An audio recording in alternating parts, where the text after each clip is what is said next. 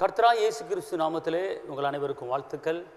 இந்த நாளுக்கு உண்டான அற்புதமான, அதிசயமான, வெற்றியான, விடுதலையான, மீட்பான, உயிருள்ள ஒரு வார்த்தை என்ன என்று கேட்டால், நாகும் 1:15, துஷ்டன் இனி உன் வழியாய் கடந்து வருவதில்லை, அவன் முழுவதும் சங்கரிக்கப்பட்டான். ரம்ம கத்து சபுலாதாரபா.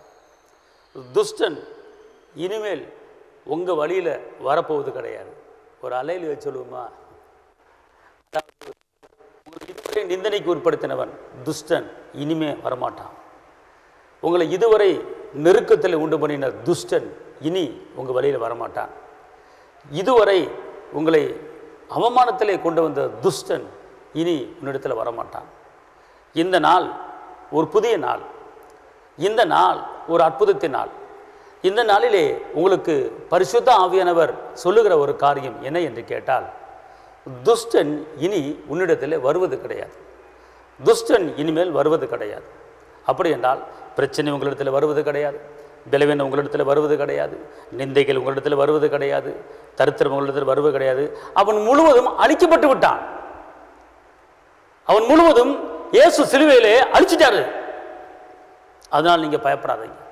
அதனால் பயப்படாதீங்க. ஒரு காரியத்தை நீங்கள் நல்லா தெரிஞ்சுக்கொள்ள வேண்டும்.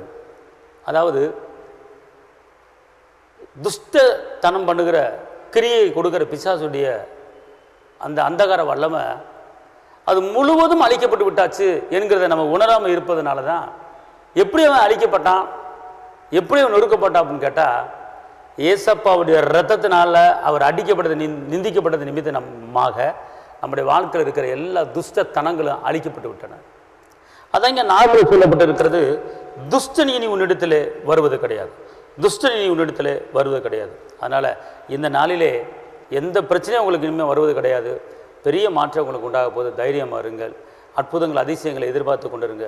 கர்த்தர் உங்களை ஆசீர்வதிப்பார். உங்களுக்காக நான் ஜெபிக்கிறேன். அல்லேலூயா, ஸ்தோத்திரம். தகப்பனையுமே துதிக்கிறேன், பிதாவையுமே துதிக்கிறேன், ஆவியான தேவனையுமே துதிக்கிறேன், உன்னத தேவனையுமே துதிக்கிறேன், ஆறுதலையுமே துதிக்கிறேன், கேடகமையுமே துதிக்கிறேன், பலனையுமே துதிக்கிறேன். துஷ்டன் இனி உன்னிடத்தில் வருவதில்லை என்று நீங்கள் சொல்லியிருக்கிறீங்க. உங்கள் பிள்ளை வாழ்க்கையில் எத்தனையோ துஷ்டத்தனமான காரியங்கள் இதுவரை வந்திருக்கலாம்.